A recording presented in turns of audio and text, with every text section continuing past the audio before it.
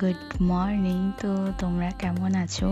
তো এই ব্লগটা হচ্ছে 27শে মে, যেদিন সানডে আমাদের অ্যানিভার্সারি ছিল।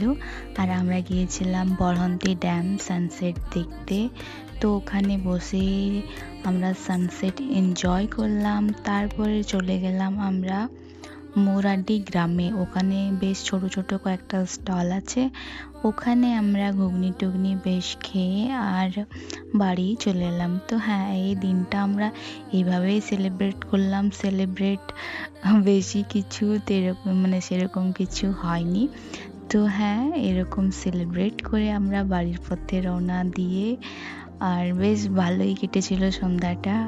আর এরকম ছোট ছোট ব্লগ দেখার জন্য আমার চ্যানেলটাকে অবশ্যই সাবস্ক্রাইব করবে।